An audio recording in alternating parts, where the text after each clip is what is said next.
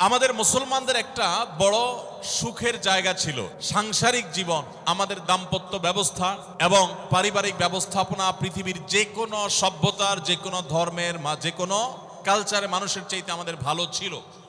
আলহামদুলিল্লাহ, এখনো পর্যন্ত আমাদের পারিবারিক ব্যবস্থাপনা পৃথিবীর অনেক মানুষের চাইতে ভালো। আমি একটা কথা প্রায় বলি, ইউরোপিয়ানরা, আমেরিকানরা, পৃথিবীর উন্নত দেশগুলো, তারা অবকাঠামোতে, শিক্ষায় তারা অনেক ক্ষেত্রে আমাদের চাইতে শত শত বছর এগিয়ে আছে। কিন্তু একটা বিষয়ে আমরা তাদের চাইতে শত শত বছর এগিয়ে আছি, আর সে বিষয়টা হলো আমাদের দাম্পত্য জীবনে, আমাদের পারিবারিক জীবনে আমরা যতটা ভালো আছি, আমরা যতটা সুখে আছি, ওরা আরো 200-500 বছরেও সে জায়গায় যেতে পারবে বলে কোনো আলামত আপাতত দেখা যায় না, বরং তারা পিছনের দিকে যাচ্ছে। তাদের সোনালী অতীত তারা হারিয়ে এসেছে।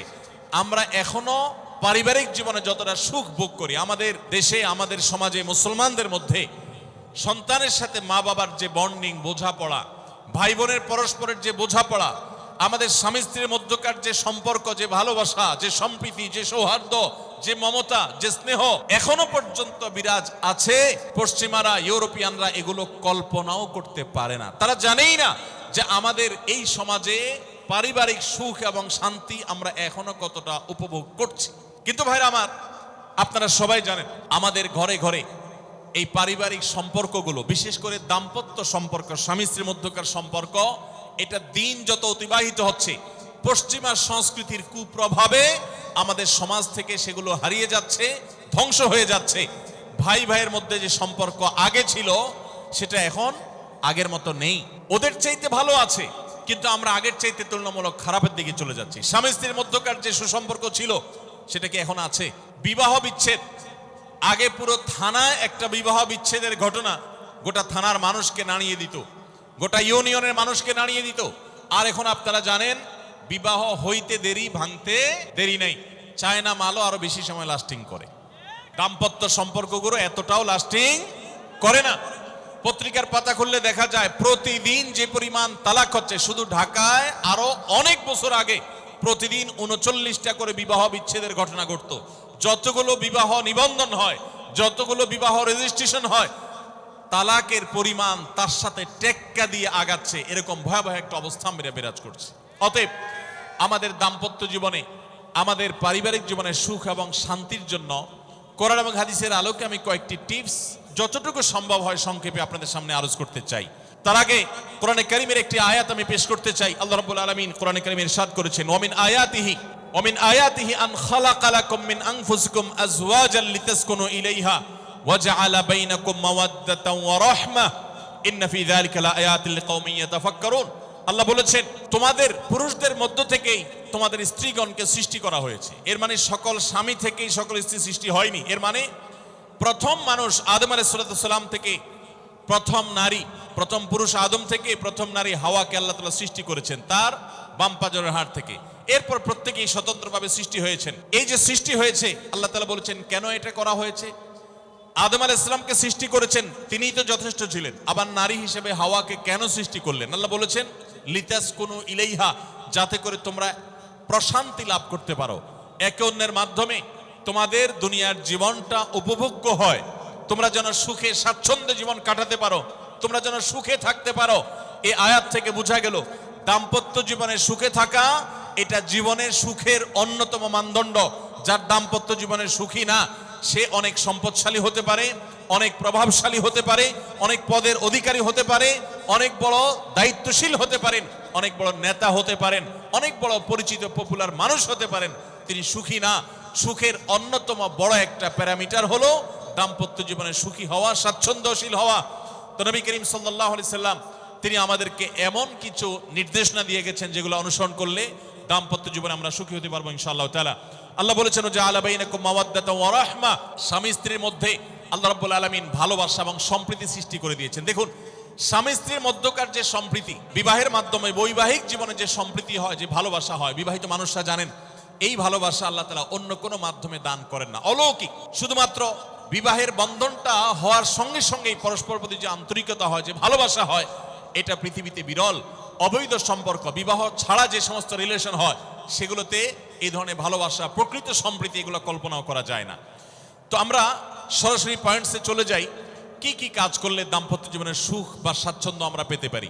অনেক মানুষ আছেন আমাদের কাছে আসে, বিশেষ করে আমার কাছে যত মানুষ অফিসে আসেন, এক এক দিন কয়েকশো মানুষও দেখা যায় অফিসে আসেন, এমনও হয় কোনো দিন কয়েকশো মানুষও হয়।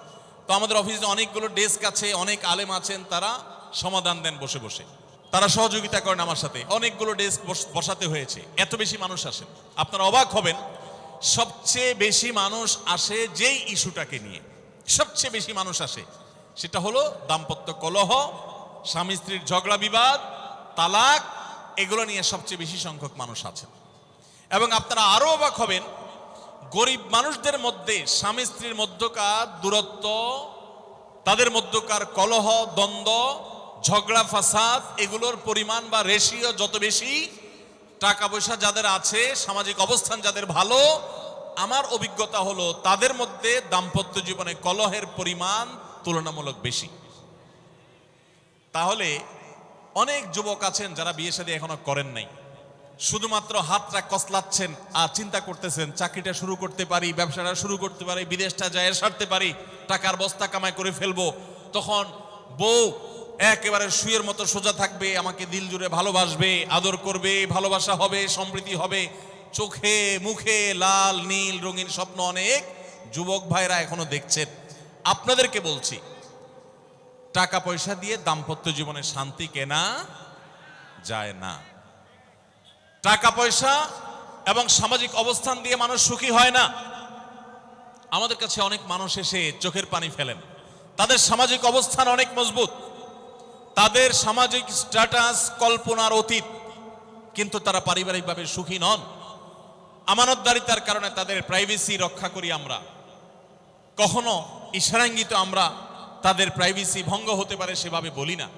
কিন্তু আমরা রেশিওটা আপনাদের সামনে পেশ করছি এজন্য, আপনারা যারা হাত কসলাচ্ছেন, যারা বেকার যুবক আছেন, যারা স্টুডেন্ট আছেন, যারা মনে করছেন যে টাকা পয়সা কামাই করে বস্তাভরি তারপরে আমি বিয়ে শাদী করে ফেললে সুখের সাগরে হাবুডুবু খাবো, আমি এরকম দেশ বিদেশ ঘুরতে থাকবো, এই রঙিন স্বপ্ন যারা দেখছেন তাদেরকে বলছি, বিশ্বাস করুন, সুখের সাথে এই টাকা পয়সা এবং সামাজিক অবস্থানের সম্পর্ক আপনি যতটা আছে মনে করেন বাস্তবে ততটা নাই।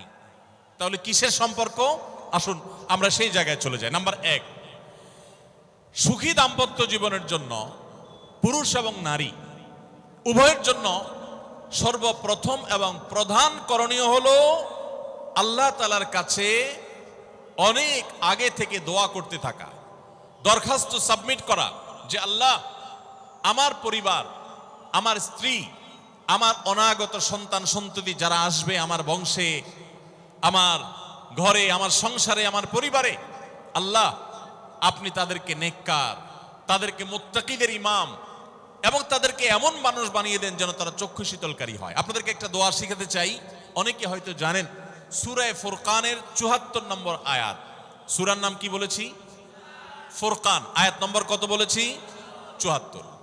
আমার বুঝ জ্ঞান হইছে থেকে নিয়ে ছাত্র জীবনে যখন আমি অনেক ছোট ছিলাম, এই দোয়া যেদিন আমি পড়েছি কোরআনে, ওই দিন থেকে আজও পর্যন্ত আমার মনে হয় না আমার জীবনে 2 মিনিটের কোনো দোয়াও যদি হয়, 1 মিনিটের দোয়াও যদি হয়, মুহূর্তের দোয়াও যদি হয়, আমি এই দোয়াটা কখনো মিস করি বলে, জ্ঞাতসারে মিস করি বলে আমার মনে পড়ে না। ছাত্র জীবন থেকে শুরু করেছি, আজও পড়ে যাচ্ছি। আলহামদুলিল্লাহ, আল্লাহর কাছে শুকরিয়া আদায় করে আপনাদেরকে বলতে পারি, এই দোয়ার সুফল আমি নিজের চোখে দেখেছি, আমি নিজে ভোগ করছি। এজন্য আপনাদেরকে আমি বলতে চাই, বিবাহিত হন কিংবা অবিবাহিত হন, আপনার দাম্পত্য জীবনের সুখের জন্য সর্বপ্রথম এবং প্রধান করণীয় হলো এই দোয়া। এর বাইরে আরো সাধারণভাবে আল্লাহ তাআলার কাছে দোয়া করতে থাকা, যেন আল্লাহ তাআলা আপনাকে এমন একজন জীবন সঙ্গী দেন। মা বোনরা দোয়া করবেন জীবন সঙ্গী, আপনারা দোয়া করবেন এমন যেন জীবন সঙ্গিনী দেন, যে জীবন সঙ্গী আপনার চোখ জুড়ানোর মতো হবে। দেখুন, আল্লাহর ভাষা এমন যে এই ভাষা তো অলৌকিক, এটাতে কোনো মানুষের ভাষা নয়। দোয়ার ভাষ্য লক্ষ্য করেন, আল্লাহ শিক্ষা দিচ্ছেন আমাদেরকে, রব্বানা হাবলানা মিন আজওয়াজিনা ওয়া যুররিয়াতিনা কুররাতা আয়ুন। হে আমাদের রব, আমরা আপনার কাছে আপনার কাছে এমন স্ত্রী চাই, এমন সন্তান চাই, এমন পরিবার চাই যেই পরিবারের সদস্য, আমার স্ত্রী, আমার সন্তানরা আমার নয়ন জুড়াবে, আমার চোখ জুড়াবে, এরকম মানুষ চাই। একটু ভাষাটা লক্ষ্য করুন। আমরা সাধারণত দোয়া করলে কি চাই? আমরা এক একটা দিক চাই। ধরুন আপনার স্ত্রী মাশাআল্লাহ অনেক সুন্দরী, অপূর্ব সুন্দরী, তিনি আল্লাহ তাআলা তাকে অনেক রূপ লাবণ্য দিয়েছেন, কিন্তু তার যদি চরিত্রটা খারাপ হয়, তাহলে এই স্ত্রীকে আপনার নয়ন জুড়াবে, চোখ জুড়াবে, চক্ষু শীতলকারী হবে? আপনার স্ত্রীর চরিত্রও ভালো, দেখতে শুনতেও মাশাআল্লাহ সুন্দর, কিন্তু পড়ালেখা নেই, বুদ্ধিশুদ্ধি নেই, একটু বেকুব কিসিমের, তাহলে কি আপনার চোখ জুড়াবে? ভালো লাগবে? আপনার স্ত্রী শিক্ষা দীক্ষাও আছে, জ্ঞান গরিমায় মাশাআল্লাহ তিনি ভালো, রিচ, সমৃদ্ধ, আবার চেহারা সুন্দর, আবার তার মধ্যে তার চরিত্রের সমস্যা নেই, কিন্তু সমস্যা কি? সমস্যা ধরুন তার ভিতরে এমন রোগ আছে, শারীরিক রোগ, যেই রোগের কারণে আপনার জন্য সেটা বড় কঠিন পরিস্থিতির মুখোমুখি হতে হয়। ধরেন দুরারোগ্য কোনো ব্যাধি আছে, মরণ ব্যাধি আছে, এমন কোন রোগ আছে যেটার কারণে আপনাকেও সাফার করতে হয়, তাহলে এই স্ত্রী কি আপনার চোখ জুড়াবে? ঠিক একই কথা স্বামীর ক্ষেত্রেও প্রযোজ্য, সন্তানের ক্ষেত্রেও প্রযোজ্য। আল্লাহ তাআলা এমন একটা শব্দ শিক্ষা দিয়েছেন, দেখুন, আল্লাহর কাছে চাইতেও জানতে হয়। উল্টাপাল্টা দোয়া করলে দোয়া পূরণ হয়ে যাবে, কবুল হয়ে যাবে, কিন্তু আপনার কাজ হবে না। অনেক যুবক আছে আল্লাহর কাছে দোয়া করে, আল্লাহ বেশি না, লাখ 5 টাকা চাই। অনেক যুবক লিখে দেয় আমাদেরকে, হুজুর দোয়া করবেন, বেশি না, আমি আল্লাহর কাছে লাখ 5 টাকা চাই। আল্লাহরে টার্গেট দিয়ে দিছে, কত লাগবে? 5 লাখ। কেন? একটা বাইক কিনবে, যুবক মানুষ, রাস্তাঘাটে বাইক ছাড়া চললে ভালো লাগে না, একটা ভালো সেট কিনবে, না হলে ফেসবুক স্ট্যাটাস ভালো করে দেওয়া যায় না, ছবি তুলে দেওয়া যায় না। সাইফুল্লাহ ভাই ছবি তুলে দিতে বলছেন না, মাহফিলের ছবি তোলা যায় না। আর কিছু টাকা দিয়ে ছোটখাটো একটা দোকান কিছু একটা করবে, বিয়ে শাদীর ব্যবস্থা করবে, বাস, বেশি কিছু চাই না। তো আল্লাহ তাআলা 5 লাখ টাকা ধরেন আপনাকে দিয়ে দিল, সাথে একটা রোগও দিয়ে দিল, ওই রোগে খরচ হবে 6 লাখ। তাহলে আপনার এই 5 লাখের কোনো মানে আছে? আপনারা একটা প্রসিদ্ধ ঘটনা অনেকেই শুনেছেন, একটা চুটকি, যে এক যুবক দোয়া করছে, আল্লাহ তোমার কাছে আমি এমন একটা লাইফ চাই, বিশেষ করে বেকার যুবকরা এগুলো বেশি দোয়া করে, আল্লাহ তোমার কাছে এমন একটা লাইফ চাই, বেশি কিছু না, যে লাইফে 2 হাত ভর্তি টাকা থাকবে আর আশপাশে শুধু নারী আর নারী থাকবে, এরকম একটা লাইফ চাই। তো আল্লাহ তাআলা তার দোয়া কবুল করে ফেলছে। দোয়া কবুল করছেন কিভাবে? দোয়া কবুল করে তাকে আল্লাহ তাআলা এমন একটা বাসের কন্ট্রাক্টর বানিয়ে নিছেন, যে বাসটা হলো মহিলা বাস, চারপাশে শুধু নারী আর নারী, সব মানুষের, আর হাত ভর্তি টাকা আর টাকা সব বাস মালিকের। দোয়া কিন্তু কবুল হয়ে গেছে। তো আল্লাহ তাআলার কাছে উল্টাপাল্টা দোয়া করলে কি হয় দেখছেন? দেখুন, দাম্পত্য জীবনে সুখের জন্য দোয়া কিভাবে করতে হবে আল্লাহ শিখিয়ে দিয়েছেন। রব্বানা হাব লানা মিন আজওয়াজিনা ওয়া যুররিয়াতিনা কুররাতা আয়ুন, আল্লাহ আমার পরিবারের সদস্যরা যেন এমন হয় যে তাদেরকে দেখলে আমার নয়ন জুড়িয়ে যাবে। অর্থাৎ নয়ন জোড়াতে হলে সব দিক থেকে পারফেক্ট হতে হবে, সব দিক থেকে ভালো হতে হবে, তখনই তো দিল জুড়াবে। ওয়াজআলনা লিল মুত্তাকিনা ইমামা, আর আমাদের সবাইকে, গোটা পরিবারকে আপনি মুত্তাকিদের ইমাম বানায় দেন, সৎ মানুষ বানায় দেন। কারণ সৎ যদি না হয়, আল্লাহভীরু যদি না হয়, তাহলে কখনো তাদের মাধ্যমে আপনি সুখ শান্তি পেতে পারেন না। তাহলে প্রথম করণীয় দাম্পত্য জীবনের সুখের জন্য, সুখী দাম্পত্যের জন্য আল্লাহর কাছে দোয়া করতে থাকা। সূরা ফুরকানের ৭৪ নম্বর আয়াত, এর পাশাপাশি আরো যত আয়াত আছে, অথবা সাধারণভাবে আপনি আল্লাহর কাছে, আল্লাহ আমি ভালো সঙ্গী যেন পাই, সেজন্য দোয়া করতে থাকবো। আল্লাহ আমাদেরকে তৌফিক দান করুন। নাম্বার 2, জীবন সঙ্গী নির্বাচনের ক্ষেত্রে দিনদারিতাটাকে অগ্রাধিকার দেওয়া, ধার্মিকতাকে অগ্রাধিকার দেওয়া। নবী করিম সাল্লাল্লাহু আলাইহি সাল্লামের প্রসিদ্ধ একটা হাদিস আপনারা অনেকে শুনেছেন, তিনি বলেছেন, তুনকাহুল মারআতু লিআরবা, 4টি জিনিস দেখে সাধারণত মেয়েদেরকে বিয়ে করা হয়, বা মেয়েরা ছেলেদেরকে বিয়ে করে। 4টি জিনিস, সে 4টি জিনিসে একটি হলো লিমালিহা, সাধারণত পয়সা করে দেখে বিয়ে করা হয়। অনেক ছেলে ফেলে আছে দেখবেন, ছেলে ফেলে কি মুরব্বীরাও আছেন অনেকে, যে ছেলে বিয়ে করার জন্য পয়সাওয়ালা বাপের মেয়ে খোঁজে, আছে না নেই? পয়সাওয়ালা বাপের মেয়ে খোঁজে। কত যুবক যে এই পর্যন্ত চিরকুট লিখে পাঠিয়েছে আমাদের কাছে, যে হুজুর বেকারের জন্য কেউ মেয়ে বিয়ে দিতে চায় না, আবার অনেকে লিখে পাঠিয়েছে, হুজুর সরকারি চাকরি ছাড়া মেয়ের বাবারা মেয়ে দিতে চায় না। আছে না এই সমস্যা? তো নবী সাল্লাল্লাহু আলাইহি সাল্লাম বলেছেন, সম্পদ দেখে অনেকে বিয়ে করে, আবার অনেকে রূপ লাবণ্য চেহারা ছবি দেখে বিয়ে করে, অনেকে সামাজিক অবস্থান প্রতিপত্তি বংশমর্যাদা দেখে বিয়ে করে, আর অনেকে দিনদারিতা ধার্মিকতা দেখে বিয়ে করে। নবী সাল্লাল্লাহু আলাইহি সাল্লাম বলেছেন, ফাজফার বিজাতিদ দ্বীন, তোমরা বিয়ের ক্ষেত্রে এই ধার্মিকতা দেখে বিয়ে করে সেই বিয়ে তোমরা সফল হওয়ার চেষ্টা করবে, কারণ এটাই হলো সুখের মূল চাবিকাঠি। আপনার স্ত্রী, আপনার স্বামী, আপনার জীবন সঙ্গী সঙ্গিনী যদি নেককার হন, আল্লাহভীরু হন, তার যদি কোনো একটা জায়গায় সারেন্ডার করার জায়গা থাকে, তো আপনি নিশ্চিত থাকতে পারেন তাকে নিয়ে আপনি সুখে থাকবেন। আর যদি সে আল্লাহর কাছে নিজেকে সারেন্ডার না করে, আল্লাহর কাছে নিজেকে আত্মসমর্পণ না করে, মুত্তাকি না হয়, আল্লাহভীরু না হয়, তাহলে তাকে দিয়ে আপনি কখনো প্রকৃত সুখ সন্ধান করতে পারবেন না। এজন্য ভাইরা, দাম্পত্য জীবনের সুখের জন্য দ্বিতীয় গুরুত্বপূর্ণ বিষয় হলো জীবন সঙ্গী সঙ্গে নির্বাচন করার ক্ষেত্রে অন্য যাই থাকুক আর না থাকুক, ধার্মিকতা আছে কিনা এটা দেখতে হবে। এটা যদি দেখেন তাহলে সেক্ষেত্রে ইনশাআল্লাহ আপনি সুখী হবেন। ধার্মিকতার আবার সংজ্ঞা কি? এখানে মুশকিল হলো, আজকাল মেয়েদের বোরকা পরলেই মনে করা হয় ধার্মিক, ছেলেরা নামাজ পড়তেছে মনে করা হয় ধার্মিক। এটুকুই শুধু ধার্মিকতার সংজ্ঞা নয়। ধার্মিকতার সবচেয়ে বড় সংজ্ঞা হলো কোরআন এবং হাদিসের সামনে সে নিজেকে আত্মসমর্পণ করে কিনা, সে সারেন্ডার করে কিনা, আল্লাহর নির্দেশ পেয়েছে, রাসূলের নির্দেশ পেয়েছে, আল্লাহর নিষেধাজ্ঞা রয়েছে, সেই জায়গায় সে থেমে যায় আর সে আগে বাড়ে না, নিজেকে সমর্পণ করে দেয়, মাথা নত করে ফেলে। এরকম যদি হয় তাহলে সেই ছেলে নিয়েও সুখী থাকবেন, সেই মেয়ে নিয়েও সুখী থাকবেন।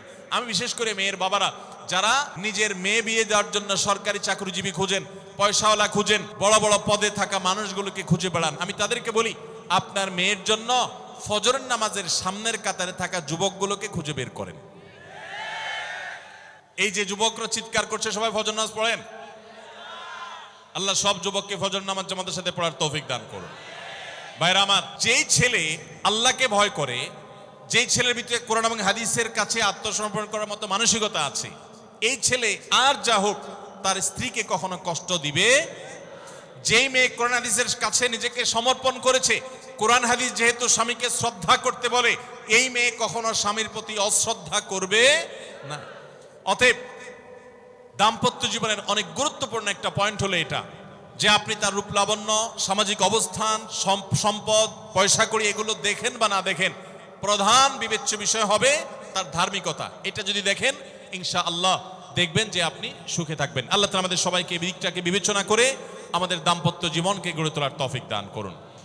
তৃতীয় যে পয়েন্টটি বলতে চাই তা হলো, দাম্পত্য জীবনের সুখের মূল মন্ত্র হলো সবর এবং শুকর। আমাদের দেশে সর্বস্তরে, শুধু দাম্পত্য জীবনে না, সব ক্ষেত্রে বেসবরি, ধৈর্যহীনতা, অসহিষ্ণুতা এটা এমন পর্যায়ে চলে গেছে, আপনারা পত্রিকার পাতা খুললেই দেখবেন যে বিয়ে বাড়িতে চিংড়ি মাছ দেওয়া হয়েছে সাইজ একটু ছোট, সেজন্য মারামারি হয়ে শুধু বিয়ে ভাঙছে তা নয়, 2-4 জন মারাও গেছে। শোনেন না আপনারা? মানে তা 4-5 দিন আগে নিউজ দেখলাম যে বিয়ের অনুষ্ঠানে সামান্য একটু কথা কাটাকাটিকে কেন্দ্র করে মেয়ের ভগ্নিপতি না খুব নিয়ারেস্ট একজনকে পিটিয়ে মেরেই ফেলেছে। ভাইরা আমার, এই ধরনের ঘটনা আপনারা শুনেন না? ঘরে ঘরে অসহিষ্ণুতা এবং ধৈর্যহীনতা। আমি একটা কথা প্রায় বলি, আপনারা কি জানেন কিয়ামতের ময়দানে আল্লাহর কাছে বান্দা কোন আমল করলে হিসেব ছাড়া জান্নাতে যাবে? ভাই, আল্লাহর কাছে হিসেব দিয়ে জান্নাতে যাওয়া কি সহজ কাম না কঠিন কাজ? আরে আল্লাহর কাছে তো অনেক দূরের কথা। আপনি যে প্রতিষ্ঠানে চাকরি করেন তার মালিকের কাছে, উপরস্থ বসের কাছে একেবারে পুঙ্খানুপুঙ্খ করে প্রতিটা পয়সার হিসাব দিয়ে একদম সবকিছুতে পারফেক্টনেস প্রমাণ করা, এটাই তো একটা কঠিন কাজ, দুঃসাধ্য কাজ। সেখানে সারা জীবনের হিসাব আল্লাহর কাছে দিয়ে পাই পাই করে তারপর আপনি জান্নাতে যাবেন, বিষয়টা এত সহজ না। তাহলে হিসেব ছাড়া আল্লাহ তাআলা এমনিতেই বলবেন হিসাব টিসাব নাই, তোমাকে এমনি জান্নাতে দিলাম, এটা চান আপনারা? দেখুন কোরআনে কারীম আল্লাহ তাআলা বলছেন, ইন্নামা ইউওয়াফাস সাবিরুনা আজরাহুম বিগাইরি হিসাব। আল্লাহ বিনিময় দেওয়ার ক্ষেত্রে, সওয়াব দেওয়ার ক্ষেত্রে দুনিয়াতে যারা সবরকারী হবে, যারা ধৈর্যশীল হবে, যারা সহিষ্ণু হবে, যারা নিজেকে নিয়ন্ত্রণ করতে পারবে, এই সবরকারীদেরকে আল্লাহ তাআলা হিসেব ছাড়া দিবেন, তাদেরকে সওয়াব দিবেন হিসেব ছাড়া। তাহলে আপনি যখন আপনার কর্মস্থলে থাকবেন আপনাকে ধৈর্য ধারণ করতে হবে। আপনি যখন পাবলিক পরিবহনে উঠবেন আপনার মাথা ঠান্ডা রাখতে হবে। আপনি যখন আপনার বাসা বাড়িতে থাকবেন, আপনার মাথা ঠান্ডা থাকতে হবে। মাথা গরম হয়ে যায় যাদের, হট মেজাজ যারা, কথায় কথায় মাথা গরম হয়ে যায়, ধৈর্যহীন হয়ে যায়, যেখানে সেখানে গন্ডগোল বাধায় দেয়, মারামারি বাধায় দেয়, ধৈর্য সহ্য বলতে কিছু নেই, এই লোকগুলো কিন্তু এই সৌভাগ্যবান মানুষদের কাতারে সামিল হতে পারবে না। ঠিক একইভাবে দাম্পত্য জীবনে সুখী হতে হলে সবর এবং শকর, এই দুইটা মূল মন্ত্রের কোনো বিকল্প পথ খোলা নেই। সেটা স্বামীর জন্য প্রযোজ্য, স্ত্রীর জন্য প্রযোজ্য। স্বামী হিসাবে আপনি স্ত্রীর অনেক অনিয়ম দেখতে পাবেন, অনেক কিছু দেখতে পাবেন, আপনার আকাঙ্ক্ষা, আপনার চাহিদা, প্রত্যাশার বিপরীত, আপনাকে সবর করতে হবে। ভাইরা আমার, আমাদের প্রিয় নবী সাল্লাল্লাহু আলাইহি সাল্লামের দাম্পত্য জীবনে কিন্তু টুনটান সমস্যা হয়েছে। আপনারা মনে করতে পারেন নবী সাল্লাল্লাহু আলাইহি সাল্লামের ঘর, ওনার স্ত্রীগণ সাহাবী, তারা উম্মুল মুমিনিন আমাদের মা, এত মর্যাদাবান মানুষ তারা, তাদের আবার ঝামেলা হয়েছে। ভাই, দাম্পত্য জীবনে টুকটাক সমস্যা তাদেরও হয়েছে। প্রিয় নবী সাল্লাল্লাহু আলাইহি সাল্লাম নিজে একদিন বাসা ছেড়ে মসজিদে নববীতে এসে মন খারাপ করে বসেছিলেন, তিনি বাসায় যাচ্ছেন না, অভিমান করে। ওমর রাদিয়াল্লাহু তাআলা আনহু বিষয়টা বুঝতে পেরে, তার মেয়ে যেহেতু নবী সাল্লাল্লাহু আলাইহি সাল্লামের স্ত্রী, তিনি সেখানে গিয়ে ভেতরে প্রবেশ করে তার সাথে কথা বলে, তথ্য উদ্ঘাটন করে সেটা মিটমাট করার ব্যবস্থা করেছেন।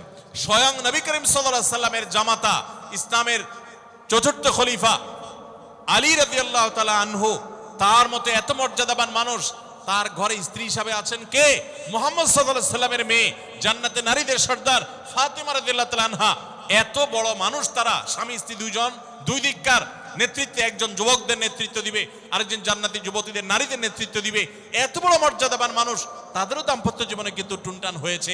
একবার আলী রাদিয়াল্লাহু তাআলা আনহু এসে মসজিদে টানটান হয়ে শুয়েছিলেন মাটিতে, মনটা খারাপ, ঘরে একটু হালকা ঝামেলা হয়েছে, তো এই জন্য মসজিদে নববীতে এসে মাটিতে শুয়ে আছে। নবী করিম সাল্লাল্লাহু আলাইহি ওয়াসাল্লাম দেখে বুঝতে পেরেছেন, টের পেয়ে গেছেন যে কিছু একটা হয়েছে বাসায়। তখন তিনি জামাইকে ডেকে বললেন, কুমিয়া আবা তুরাব, এ মাটির বাপ, মাটিতে শুয়ে আছেন, এজন্য রসিকতা করে বললেন, এ মাটির বাপ, উঠো, দাঁড়াও দেখি কি হয়েছে বলো। ভাইরা আমার, দাম্পত্য জীবনে টুকটাক সমস্যা হবেই হবে। যারা বিয়ে করেন নাই আগে থেকে প্রস্তুত থাকেন, বুকে পিঠে ছালার বস্তা সব বেঁধে রেডি থাকেন। বিশেষ করে সময় যেভাবে গড়াচ্ছে, তাতে করে সামনে থেকে হেলমেট পরেও যাওয়া লাগতে পারে। শুধু যাওয়া না, বাসায় ঢোকার সময় বাইক থেকে নামার পর হেলমেটটা আগে খুলবেন না, আগে যা বুঝবেন পরিস্থিতি কি, তারপর হেলমেট খুলবেন। দাম্পত্য জীবনে টুকটাক সমস্যা হবেই, এটা প্রত্যাশিত। মনে রাখবেন, এই জিনিসটা যদি আপনি আগে থেকে মাথায় রাখেন, তাহলে আপনার কষ্ট অনেকখানি দূর হয়ে যাবে। আমরা অনেকে আকাশ থেকে নেমে পড়ি, কি বলে, এত বড় সাহস, এই কথা বলতে পারে কেন? ভাই আশ্চর্য হচ্ছেন কেন? এর চেয়ে বেশি কথা বলতে পারে, মাথা বাড়ি মারছে, আরে ভাই ছুরি মারে নাই যে শুকর আদায় করে, বুঝেন নাই কথা? একই কথা বোনদের জন্য প্রযোজ্য। আমার মা বোন যারা শুনছেন তাদেরকেও বলছি, আপনার স্বামীর একটা কথা শুনে আপনি আকাশ থেকে নেমে পড়ছেন, আকাশ ভেঙে পড়ছে মাথার উপরে, কি এটা বললো সে, আপনি ডিপ্রেসড হয়ে যাচ্ছেন। আরে বোন, ডিপ্রেসড হচ্ছেন কেন? এটা কেন? আরো শক্ত কথা আপনাকে বলতে পারে, এটা আপনি মাথায় রাখেন। কারণ দিন শেষে তিনি মানুষ, তার ভুল হতে পারে, একটা সময় তিনি তার ভুল বুঝতে পারেন। দাম্পত্য জীবনে যদি স্বামী স্ত্রী উভয়ে যদি ধৈর্যশীল না হয়, সবরকারী না হয়, হুটহাট রিয়াকশন করে ফেলে, কখনো দাম্পত্য জীবনে সুখী হওয়া সম্ভব নয়। মনে রাখতে হবে, একসাথে থাকতে গেলে, দুইটা পাতিল একসাথে থাকতে গেলে টুনটান লাগে না, বাধে হয় না? আপনার কাছে যদি কেউ এসে গাল গল্প দেয়, দেখবেন অনেকে গাল গল্প দেয়। গাল গল্প দেওয়া লোক আছে না নাই? ভাই 30 বছর সংসার করেছি, জীবনে আমাদের একটা কথা হয়নি, ডাহা মিথ্যুক, এ লোক ডাহা। আপনার 50 বছরের সংসারে কোনো বিষয় হয় না। হ্যাঁ, ঝগড়া করেন না, সেটা ভিন্ন বিষয়, কিন্তু ভিন্ন মত হবে না, দ্বিমত তৈরি হবে না, নিজেদের মধ্যে ভুল বোঝাবুঝি তৈরি হবে না, একবারও হবে না জীবনে, অসম্ভব। মুহাম্মদ সাল্লাল্লাহু আলাইহি সাল্লামের ঘরে যদি হয়ে থাকে, আলী রাদিয়াল্লাহু তাআলা ফ্যামিলিতে যদি হয়ে থাকে, সাহাবীদের ঘরে ঘরে যদি হয়ে থাকে, আপনি কে? মনে রাখবেন, এই সমস্ত ডাহা মিথ্যা কথা শুনে আপনি চিন্তা করেন, হায় হায় রে, তাহলে আমার বউটা এত ডাইনি। আর মহিলা চিন্তা করে, আমি স্বামীটা এত অমানুষ, কত বড় ডাকাত। দেখো, তার স্বামী স্ত্রী জীবনে কোনো কথা হয় না, আর আমার স্বামী ডেইলি একবার মা বাপ তুলে না গালিগালাজ করলে তার বাটের পেটে ব্যথা হজম হয় না। এই সমস্যাগুলো আছে না নাই? ভাইরা আমার, সবর করার জন্য, সবর করা সহজ হবে আগে থেকে যদি প্রস্তুত থাকেন যে এই সমস্যা হবে। আশরাফ আলী থানভী রাহমাতুল্লাহর নাম শুনছেন আপনারা? ভারত উপমহাদেশের এমন একজন আলেম ছিলেন, খুব বিচক্ষণ মানুষ ছিলেন, অনেক বিদগ্ধ মানুষ ছিলেন, অনেক বড় আল্লাহওয়ালা ছিলেন, নেককার মানুষ ছিলেন। তো থানভী রহমতুল্লাহর কাছে এক লোক এসে বলল, হুজুর আমার বাসায় যখনই যাই দরজাটা খুলতে দেরি, আমার মাথার উপরে আকাশ ভেঙে পড়তে দেরি নাই। যেটাই করি বাজার করে এনে তার হাতে দিলেও রাগ, রাখলেও রাগ, আমার সাথে সারাদিন শুধু ঘেউ ঘেউ করে হুজুর, আর সহ্য করতে পারি না। আমারে কোনো দোয়া দুরুদ আমল শিখায় দেন যে আমার এই বাসার অত্যাচারটা যেন থামে। তো থানভী রহমতুল্লাহ বললেন যে শোনো, তোমার একটা বুদ্ধি শিখাই দেই, দোয়া দুরুদ না। বুদ্ধি হলো এখন থেকে বাসায় গিয়ে দরজা নক করবা, যে নক করার আগে 1 মিনিটের মোরাকাবা করবা। কি করবা? মোরাকাবা বুঝেন? ধ্যান। ধ্যান কি ধ্যান করবা? দরজা যায় থামবা, থেমে চোখ বন্ধ করে মাথাটা নিচু করে চিন্তা করবা আমার ঘরের ভিতরে একটা কুকুর আছে, আর কুকুর মানুষ দেখলে কি করবে? ঘেউ ঘেউ করবে। অতএব এটাতে আমার রাগ হওয়ার তো কিছু নাই, কুকুর কেন ঘেউ ঘেউ করছে এটা জিজ্ঞেস করার তো আরেক বোকামি। অতএব এটা আমি মাথায় কিছু নেব না, ইগনোর করব। কুকুর থাকলে কুকুর তো ঘেউ ঘেউ করবেই, এটা চিন্তা করে এরপরে বিসমিল্লাহ পড়ে নক করবা। তো এই বুদ্ধি অনুযায়ী পরের দিন আসছে বাসা, আগে 1 মিনিট মোরাকাবা করছে, এরপরে দরজা নক করছে। যথারীতি দরজা খোলার পরেই শুরু হয়ে গেছে যুদ্ধ, ইউক্রেন রাশিয়া। যুদ্ধ শুরু হয়ে যাওয়ার পর এই লোক অন্যান্য দিন সেও টুকটাক রিয়াকশন করে, হাতাহাতি বকাবকি, দুই পক্ষ থেকে টুকটাক হামলা পাল্টা হামলা হইতো। কিন্তু আজকে সেই লোকটা আর হামলা টামলা তার করা দূরের কথা, উল্টা সে মিটমিট করে হাসতেছে এবং একটা পর্যায়ে আর নিয়ন্ত্রণ করতে না পারে ফিক করে হাসেই দিচ্ছে। এবার বউ চিন্তা করতেছে কাহিনী কি, কারণ যারা ঝগড়া করে তাদের সাথে পাল্টা ঝগড়া না করলেও কিন্তু মেজাজ গরম হয়। কদিন আগে শুনছেন না পত্রিকায় যে এক মহিলা স্বামীরে ডিভোর্স দিছে, কেন? কারণ স্বামী ঝগড়া করে না। কদিন আগে পত্রিকা দেখছেন। এই মহিলা যখন দেখছে স্বামী হাইসা দিছে, সে এবার ঝগড়া টগড়া থামায়া বলতেছে, ঠান্ডা মাথা বলছে, কাহিনী কি বলো তো, তুমি হাসতেছো কেন? বল না না কিছু না কিছু না। সে তো বলবে না। স্বামী মনে করছে হয়তো অন্য কোনো কাহিনী আছে, কোনোভাবে উদ্ধার করতে পারে নাই। পরের দিন আবার সেম কাহিনী, আবারও হেসে দিচ্ছে। মহিলা চিন্তা করছে ব্যাপার কি, বলে না আজকে তো তোমার একদিন কি আমার একদিন, বলতেই হবে তোমার। কেন তুমি হাসতেছো? আমার ঝগড়ার বিনিময়ে তুমি ঝগড়া না করে হাসতেছো, অপমান করতেছো। আমার ঝগড়ার কোনো দাম নাই, আমি কি কথা বলতেছি না, এগুলো কোনো মূল্য নাই। যখন চেতে যাচ্ছে এবার বলতেছে, শোনো তুমি যেহেতু জোরই করতেছো, তাইলে আমি বলি, আমি গেছি এক হুজুরের কাছে, হুজুর আমার এই বুদ্ধি শিখাই দিছে, আমি সেই বুদ্ধি অনুযায়ী চিন্তা করি। এখন আমি চোখের সামনে যখন চিন্তা করি যে কুকুর গেউ করতেছে, আমার হাসি আসে। তখন বউ চিন্তা করে, কি বললা তুমি? তাহলে তুমি এই মনে করো আমারে? এবার থেকে বেচারি ঝগড়া করার আগেই তার থেমে যায়, চিন্তা করে হায় হায় আমি ঝগড়া করলে তো সে মনে মনে আমার ওইটা চিন্তা করবে। বুঝতে পারছেন? দাম্পত্য জীবনে একটু বুদ্ধিশুদ্ধি করে না চললে, শুধুমাত্র সোজা হয়ে দোয়া দুরুদ পড়বেন আর সব সোজা হয়ে যাবে শুয়ের মতো, এত সোজা না।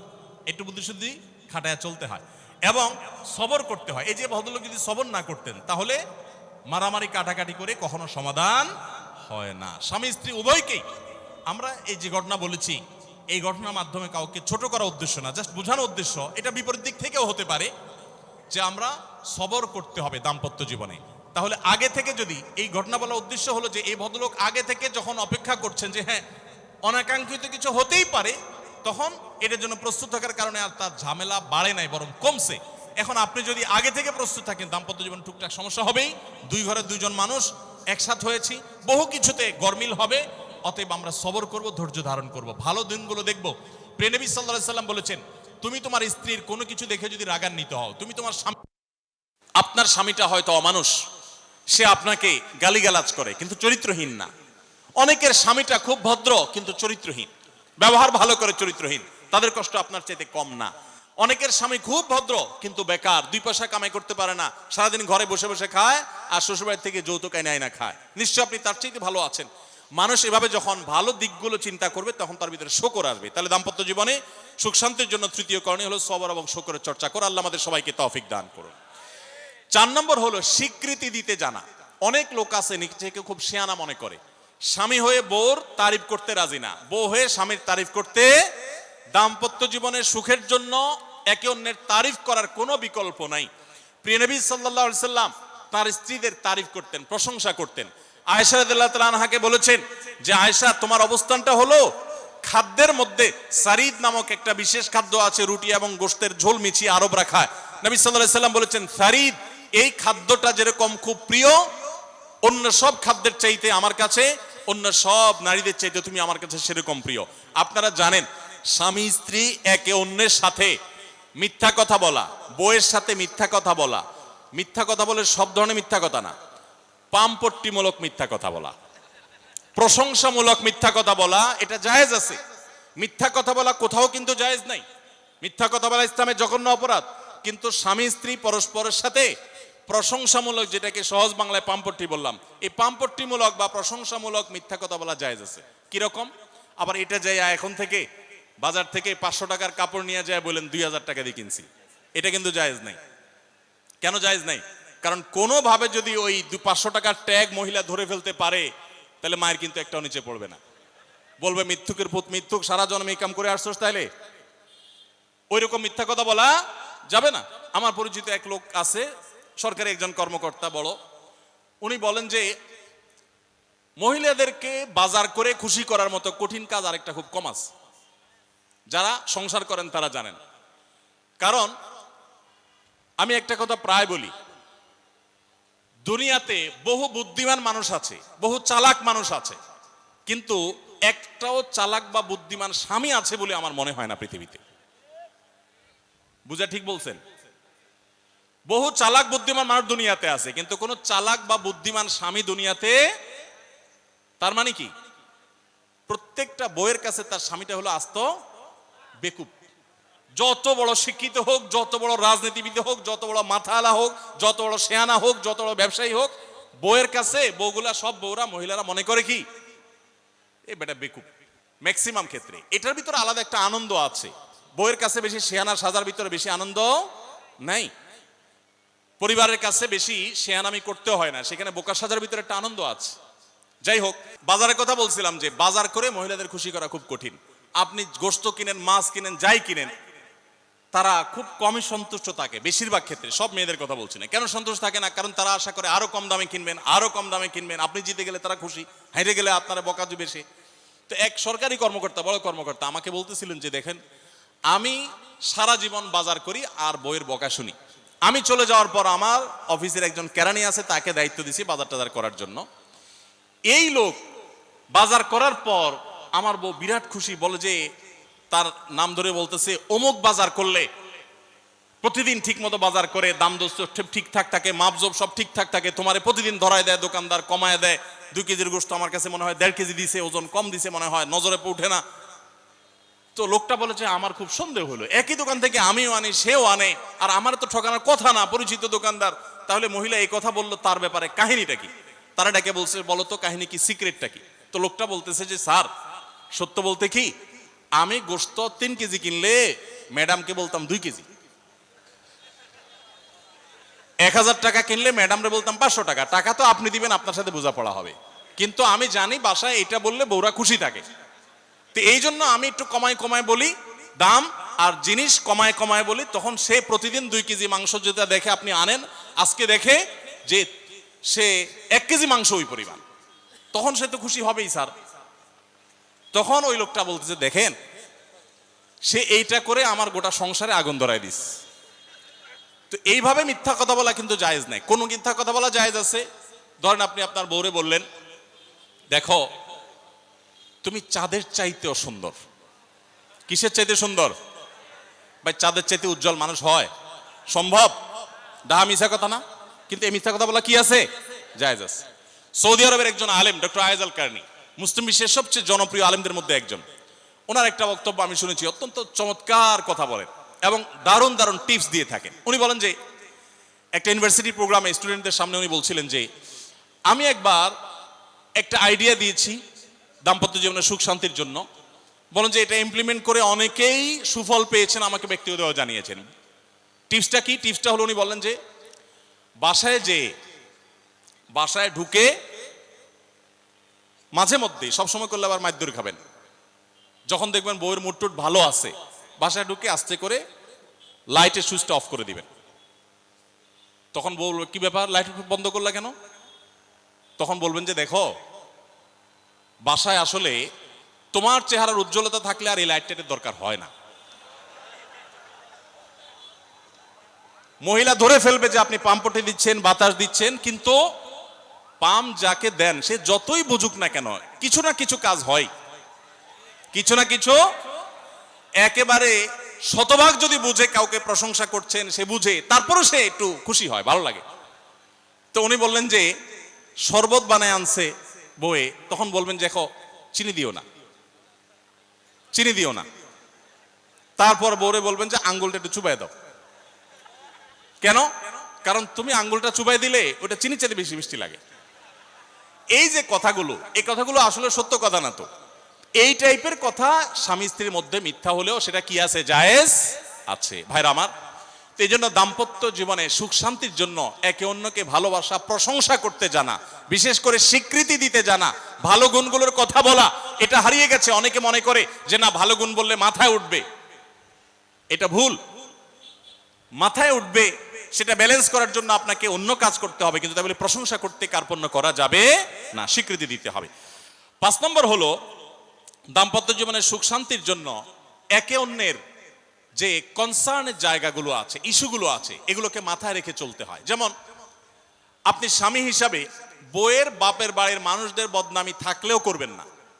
তারা কৃপণ, তারা অনেক সমস্যা আছে, এগুলো থাকলেও বউয়ের কাছে করবেন না। কারণ কোনো মেয়ের কাছেই নিজের বাপ মা, নিজের ভাই বোনের কোনো দোষ শুনতে ভালো লাগে।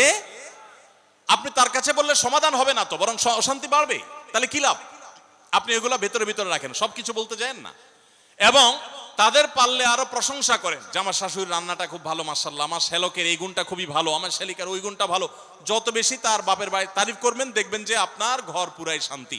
ঠিক একইভাবে মা বোনরা যারা আছেন, তারা স্বামীদের দুর্বল পয়েন্টগুলোকে মাথায় রাখবেন। যে কথা বললে স্বামী স্ত্রী উভয় জানেন যে যেটা বললে তার মনে কষ্ট হয়, সেটা তাকে বলবেন না। অনেক মহিলা আছে বাহিরের রান্নার তারিফ শুনলে তার মাথা নষ্ট হয়ে যায়, আছে না নাই? যে ঘরে এসে বাহিরের রান্নার তারিফ শুনতে চাই না। তাহলে বাহিরের রান্না ভালো হইলেও এগুলোকে ভালো বলবেন না, চুপচাপ থাকবেন, মিথ্যা বলার দরকার নেই। তাহলে এই বিষয়গুলো মাথায় রেখে চলা, যে কি বললে তার কষ্ট হয়, ইনশাআল্লাহ এতে দাম্পত্য জীবনে সুখ শান্তি হবে। এর পাশাপাশি 6 নম্বর হলো সময় দেওয়া। আজকাল দাম্পত্য জীবনের সবচেয়ে বড় সমস্যা হলো, তরুণ বন্ধুরা ভালো করে শুনে রাখেন, বিয়ে যারা করবেন ভবিষ্যতে আরো ভালো করে শুনে রাখেন, এই মোবাইল ফোন আমাদের দাম্পত্য জীবনকে ধ্বংস করার অন্যতম কারণ। অতএব আল্লাহর ওয়াস্তে মোবাইলগুলোকে নিয়ন্ত্রণ করেন, মোবাইলগুলোকে নিয়ন্ত্রণ করেন। বাসায় ঢোকার আগে মোবাইলের গলা চেপে বন্ধ করেন, এরোপ্লেন মুড করেন। ফ্যামিলিকে একান্তে কিছু সময় দেন। সারাক্ষণ খাচ্ছেন মোবাইল টিপতে টিপতে, ওই যে কৌতুক আছে না, যে মোবাইল টিপতে টিপতে খাচ্ছে, খায়া ডাইল মনে করে পানি ঢেলে নিছে পাতে। খাওয়ার সময় এবার চিন্তা করতে বলতেছে যে কি দিয়ে রান্না করছো, লবণ দাও না ডাইলে, আসলে ঢেলে নিছে কি? পানি। তো মোবাইল টিপতে টিপতে যদি মানুষ সংসারে স্বামী স্ত্রী একে অন্যের সাথে সময় কাটায়, তাহলে দাম্পত্য জীবনে অশান্তি নিশ্চিত। যত অশান্তি এবং যত ঝগড়া, যত ভুল বোঝাবুঝি আমাদের ফ্যামিলিগুলোতে হয়, এর অন্যতম প্রধান কারণ হলো এই মোবাইল এডিকশন, মোবাইল আসক্তি। স্বামী বলেন স্ত্রী বলেন উভয় একান্তে স্বামী স্ত্রী বাসা বাড়িতে তো অবস্থান যতদিন করবেন, ব্যবসা বাণিজ্য, কাজ কাম, আল্লাহর হস্তে, এগুলো সব জমা রেখে তারপর স্বামী স্ত্রী একে অন্যকে সময় দিবেন, ইনশাআল্লাহ দাম্পত্য জীবনের সুখ শান্তি আসবে। 7 নম্বর পয়েন্ট হলো, যেটা আমি একটু আগে বলে ফেলেছি, সেটা হলো অন্যের সুখের মিথ্যা গল্প শুনতে যাবেন না। অর্থাৎ আপনার কাছে কেউ যদি বলে দোস্ত বলিস না, তোর ভাবি তার রান্না, তার আচরণ, এই যে গল্পগুলো দিবে না, এগুলো শুনবেন না। সাথে সাথে বলবেন যে বেটা হয় চাপাবাজি করতেছে, আর না হলে শয়তান এগুলো আমাকে শোনাচ্ছে, আমাকে অশান্তি সৃষ্টি করবার জন্য। মহিলাদের ক্ষেত্রে এটা প্রযোজ্য, যে অনেক মহিলা এসে বলবে ভাবি, আপা কি বলবো, আর আপনার ভাই এত কেয়ারিং, কি যে যত্ন করে আমারে, আমার দিক খুব খেয়াল রাখে, একটু সমস্যা হতে দেয় না, বাইরে গেলে একটু পর পর ফোন দিয়ে মেসেজ দিয়ে খবর নেয়। বুঝবেন যে সাক্ষাৎ শয়তান হাজির হয়ে গেছে। এই লোক হয়তো সৎ উদ্দেশ্যে বলছে, কিন্তু শয়তান তাকে দিয়ে বলাচ্ছে আপনাকে অশান্তিতে ফেলার জন্য। মনে রাখবেন, যারা নিজেদের তারিফ করে তারা হয়তো পজিটিভ মানুষ দেখে তারিফ করে, তাদের সংসারে এমন এমন অশান্তি হয় যেগুলো হয়তো আপনাদের হয় না, শুধুমাত্র শয়তান ওইগুলো আপনার সামনে হাজির করছে। খবরদার, ওইগুলো দেখে খুব সহজেই একে অন্যের প্রতি জাজমেন্ট করতে যাবেন না। তাহলে দাম্পত্য জীবনে সুখ শান্তির জন্য অন্যের সুখের মিথ্যা গল্প শুনতে যাবেন না। যদি সত্য গল্পও হয়, তবুও মনে রাখবেন যে হয়তো সে একটা দিক তুলে ধরছে, তাদের আরো আরো চ্যাপ্টার আছে, সেটা তারা তুলে ধরছে না। তাদের চাইতে আমরা আলহামদুলিল্লাহ কম সুখে নাই। নিজেদের পজিটিভ গুলো দেখার চেষ্টা করবেন। 8 নম্বর, ক্ষমা করতে শেখা। দেখুন, ক্ষমা করতে না পারলে দাম্পত্য জীবনে কেন, কোন জীবনে আপনি কখনো সুখী হতে পারবেন না। সবকিছুকে অনেক বড় করে দেখবেন না, অনেক কিছুকে ক্লোজ করবেন, ছোট করবেন। এবং মনে রাখবেন, আল্লাহ তাআলা ক্ষমাশীলকে ভালোবাসেন। কোরআনে আল্লাহ তাআলা একাধিক জায়গা বলেছেন, যারা ক্ষমা করে আল্লাহ তাদেরকে ভালোবাসেন। আপনি যদি বলেন যে কতবার ক্ষমা করব, যতবার আপনি আল্লাহর কাছে ক্ষমা আশা করেন, আপনি আপনার স্ত্রীকে, আপনি আপনার স্বামীকে, আপনার জীবন সঙ্গীকে, যে কোনো মানুষকে ততবার ক্ষমা করবেন। আপনি জীবনে একই পাপ কতবার করেন, আল্লাহ মাফ করবেন আশা করেন না? তাহলে আপনার আল্লাহর বান্দাকে কেন আপনি ক্ষমা করবেন না? বিধায় ক্ষমা করা এটা শিখতে হবে। কখনো কোনো ভুল হয়েছে বুঝতে পারলে পণ্ডিতি না করে সাথে সাথে ভুল স্বীকার করা জানতে হবে, যে হ্যাঁ এটা আমি ভুল করেছি। হ্যাঁ, এটা স্বীকার করলে সে একটু মাথায় উঠে যাবে, সে একটু লাই পেয়ে যাবে, পাক। কিন্তু এটা একটা ভালো গুণ, পরবর্তীতে এটাকে ব্যালেন্স করতে পারবেন অন্যভাবে। ভুল স্বীকার করবেন।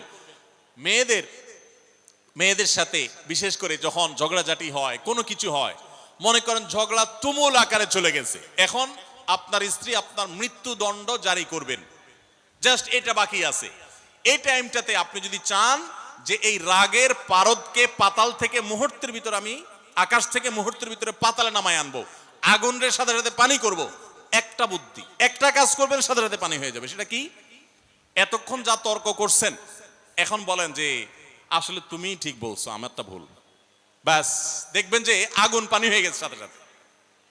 তো ভুল স্বীকার করতে পারে, এটা শুধু স্বামীরা না, স্ত্রীদের ক্ষেত্রে একই কথা প্রযোজ্য। এটা অনেক বড় একটা গুণ, বিশেষ করে ক্ষমা করতে পারা। ক্ষমা করতে যারা পারে না, তাদেরকে আল্লাহ ভালোবাসেন না। আল্লাহ তাআলা বলেছেন যে আল্লাহ তাআলা ক্ষমাশীল মানুষদেরকে ভালোবাসেন। বিধায় আমরা ক্ষমা করতে শিখবো ইনশাআল্লাহ। 9 নম্বর হলো, শয়তান যে সমস্ত জায়গাতে ধোঁকা দেয়, এই জায়গাগুলোকে ক্লিয়ার রাখা। যেমন একটা পয়েন্ট বলি, স্বামী স্ত্রীর মধ্যে কিছু কিছু জিনিস প্রাইভেট থাকতে পারে। আপনার স্ত্রী আপনার শ্বশুর বাড়িতে ফোনে কথা বলেছে, কি বলেছে, আম্মা তোমার সাথে কি বলেছে, তোমার আব্বা কি বলেছে, তোমার ভাই কি বলেছে, ব্যক্তিগত বিষয়গুলো খুব বেশি খোঁচাখুচি করে জানতে যাবেন না। এগুলো জানতে গেলে অশান্তি হবে। এবং অনেক সময় দেখা যেতে পারে কোনো কিছু দেখে আপনার সন্দেহ হয়েছে, তাহলে এটা পেটের ভিতর রাখবেন না। আবার খারাপ ভাবে উপস্থাপন না করে সুন্দরভাবে উপস্থাপন করুন যে আমার কাছে এরকম মনে হয়েছে। তাতে সাময়িক ঝগড়া হোক, কিন্তু আপনি ক্লিয়ার হয়ে যাবেন এবং নিজেদের মধ্যে কোনো ঝামেলা থাকবে না। শয়তান বিশেষ করে ওয়াসওয়াসা, কুমন্ত্রণা, সন্দেহের রোগ দিয়া দাম্পত্য জীবনে সবচেয়ে বেশি অশান্তি তৈরি করে। এই জন্য সন্দেহকে কোনো স্থান দিবেন না। যখনই সন্দেহ আসবে বুঝবেন যে শয়তান এটা সৃষ্টি করছে। সর্বশেষ 10 নম্বর হলো, শাসন করার যদি কখনো দরকার হয়, স্বামী হোক আর স্ত্রী হোক বা সাধারণ মানুষের ক্ষেত্রে এটা প্রযোজ্য, রাগের মাথায় কখনো শাসন করবেন না। শাসন করতে হলে মাথা গরম হয়ে গেছে একটু সবর করবেন, ঠান্ডা মাথায়, শীতল মাথায় তারপরে শাসন করবেন। যখন রাগ উঠছে তখন কিছু বলতে যাবেন না। আপনার রাগ উঠছে আজকে, আপনি নিয়ত করেন আগামী 24 ঘন্টা পর এটার আমি বিচার করব, একটা বিহিত করব, এটার আমি কিছু একটা করে ছাড়বো। 24 ঘন্টা টাইম নেন, ইনশাআল্লাহ আপনি নিশ্চিত থাকেন 24 ঘন্টা পর যদি আপনি এটা নিয়ে বসেন, তাহলে আপনার এই বসাটা অনেক বেশি হবে ন্যায়সঙ্গত। এটাতে কোনো প্রকার সীমালঙ্ঘন থাকবে না, রাগের চোটে অন্যায় আচরণ হবে না, জুলুম হবে না, বাড়াবাড়ি হবে না, যথাযথ শাসন হবে। যে কোনো মানুষের ক্ষেত্রে এটা প্রযোজ্য। আপনার একটা ছেলে এমন কোন অন্যায় কাজ করছে, আপনি এখন তাকে মাথা হট হয়ে গেছে, এখন শাসন করতে গেলে জুলুম হয়ে যেতে পারে, একটু সবর করেন, সময় নেন, দেখবেন রাগটা প্রশমিত হয়ে লেভেলে চলে আসছে। এরপর যদি শাসন করেন দেখবেন জুলুম হবে না। তো স্বামী স্ত্রী উভয়ের ক্ষেত্রে একই কথা প্রযোজ্য। ঝগড়া যখন করতে মন চায়, মেজাজ যখন গরম হয়, তখন না করে একটু পরে করেন। আমি সৌদি আরবে প্রবাসে যখন ছিলাম, আমি দেখেছি অনেক বাংলাদেশি ভাইয়েরা, তখন নেটের এত বেশি প্রচলন ছিল না, তারা মোবাইলে একটার পর একটা কার্ড রিচার্জ করতো 50 রিয়াল 100 রিয়াল দিয়া। কেন? শুধুমাত্র বউয়ের সাথে ঝগড়া করার জন্য। কিসের জন্য? কারণ কথা বলতেছে, মনে করেন কোন একটা বিষয় নিয়ে তুমুল বিশ্বযুদ্ধ বেঁধে গেছে দুজনের, এখন এই পাশ থেকে ওই পাশ থেকে কথা চালাচালি, ঝগড়াঝাটি চলতেছে, চিল্লানি চেঁচামেচি, হঠাৎ করে লাইন কেটে গেছে, ব্যালেন্স শেষ, দৌড় দিয়ে চলে গেছে দোকানে, এই তাড়াতাড়ি একটা কার্ড দেন ভাই, তাড়াতাড়ি রিচার্জ করতেছে। কেন? তাকে এখন কি করতে হবে? অসমাপ্ত ঝগড়ার সেকেন্ড ইনিংস শেষ করতে হবে। আবার কার্ড শেষ হয়ে যাচ্ছে, ইনিংস ঘোষণা হয়ে গেছে, আবার যায় সে কার্ড রিচার্জ করে থার্ড ইনিংসে ঝগড়া করছে। কত বড় বেকুব চিন্তা করে, কত বড় নির্বুদ্ধিতা। এই ঝগড়াটা স্বামী স্ত্রী যদি দুই জায়গায় থাকেন, ফোনে যদি ঝগড়া হয়, আমি বুদ্ধি দেই যে ফোনটা যখনই দেখলেন যে ঝগড়া শুরু হয়ে গেছে, তখন সাথে সাথে মোবাইলটা অফ করে ফেলান।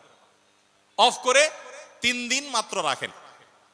অন্য একটা নাম্বার বাটন ফোন দিয়ে আপাতত অফিসের কাজ কাম ছাড়েন, আর বউয়ের সাথে যোগাযোগের নাম্বারটা 3 দিনের জন্য বন্ধ রাখেন। 3 দিন পরে মোবাইলটা আস্তে করে ওপেন করেন। এবার নিয়তি করেন যে ঝগড়া এটাই হবে। বউরে বলবেন, দেখো তোমার সাথে ঝগড়া এখানে এই পর্যন্ত থামতেছে, আমরা এখান থেকে আবার শুরু করবো ইনশাল্লাহ 3 দিন পর। 3 দিনের বিরতি দিচ্ছি, যুদ্ধবিরতি। 3 দিন পরে যদি শুরু করেন, আমি তো দায়িত্ব নিয়ে বলতে পারি, লিখিত দিতে পারি আপনাকে, 3 দিনের পর যখন আবার নতুন করে শুরু করবেন ইনশাআল্লাহ দেখবেন আগের ঝগড়ার জেদ দুইজনের একজনেরও আর কিছুই নেই। এখন বউরে যদি বলেন 3 দিন পরে ফোন দিয়া বলেন, হ্যাঁ বলো তুমি জানি কি বলতেছিলা, দেখবেন যে আর কথা খুঁজে পায় না।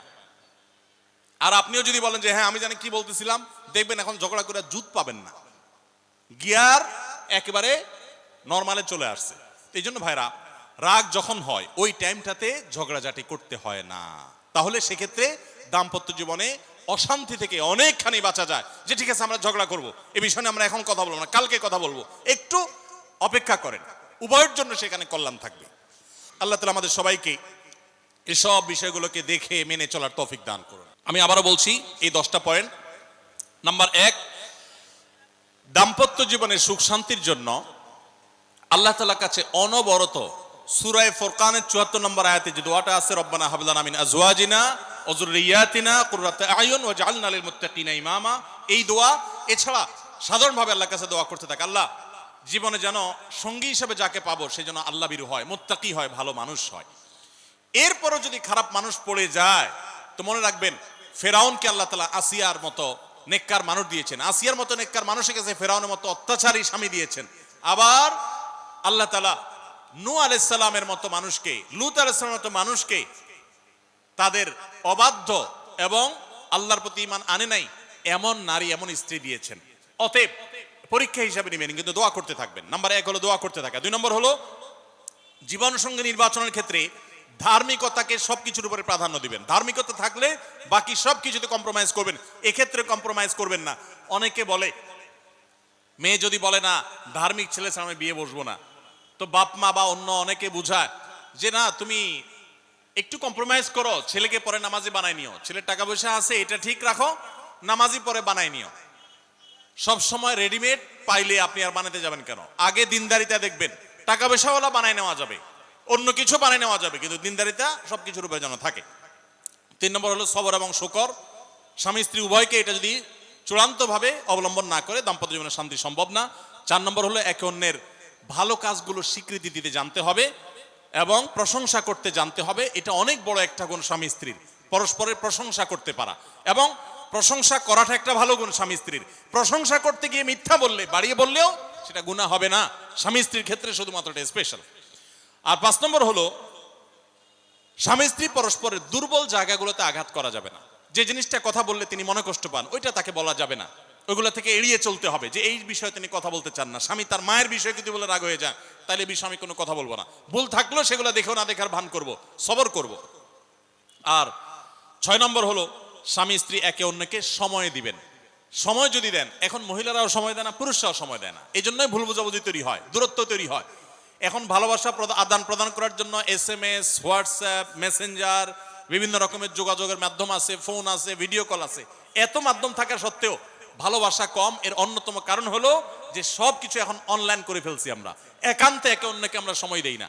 সময় দেওয়াটা হলো একটা বড় কাজ। 7 নম্বর হলো অন্যের সুখ শান্তিতে আছে, তাদের ঝগড়াঝাটি হয় না, তারা একে অন্যের প্রতি খুব কেয়ারি। এই সমস্ত গল্প শুনে, মিথ্যা গল্প কিংবা সত্য গল্প শুনে প্রতারিত হতে যাবেন না। মনে রাখবেন আপনি তার চাইতে অনেক দিক থেকে সুখে আছেন, সেটা হয়তো আপনার মাথায় আসছেন, আপনি খুঁজে বের করেন, নিশ্চয়ই অনেক সুখের পয়েন্ট আল্লাহ আপনাকে দিয়ে রেখেছেন।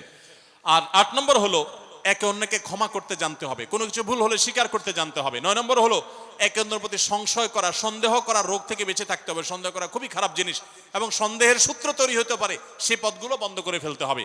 আর 10 নম্বর হলো যদি একে অন্যের কোনো ভুল সংশোধন করতেও হয়, রাগের মাথায় সেটা করা যাবে না, বরং ঠান্ডা মাথায় করতে হবে। ঠান্ডা মাথায় যখন একটু ফ্রেশ হবেন, নরমাল হবেন, তারপরে করতে হবে ইনশাআল্লাহ, তাহলে ব্যালেন্স হবে এবং জুলুম হবে না। আল্লাহ তাআলা আমাদের সবাইকে সুখী দাম্পত্য জীবন নসিব করুন, বলুন আমিন। আমাদের দাম্পত্য জীবনের সুখ শান্তির উপরে আমাদের জান্নাত অনেকখানি নির্ভর, আমাদের জাহান্নাম থেকে মুক্তি অনেকখানি নির্ভর। কারণ দিনদার জীবন সঙ্গী সঙ্গিনী না হলে, জীবন সঙ্গী সঙ্গিনী মুত্তাকি না হলে জান্নাতের পথের যাত্রাটা অনেক কঠিন হয়ে যায়। এজন্য পরস্পরের জন্য দোয়াও করতে থাকবো, চেষ্টাও করতে থাকবো। আল্লাহ তাআলা আমাদের সবাইকে সেই তৌফিক দান করুন। জাযাকুমুল্লাহ খাইরা ওয়া আখিরু দাওয়ানা আলহামদুলিল্লাহি রাব্বিল আলামিন। আসুন্নাহ ফাউন্ডেশন, উম্মার স্বার্থে সুন্নাহর সাথে।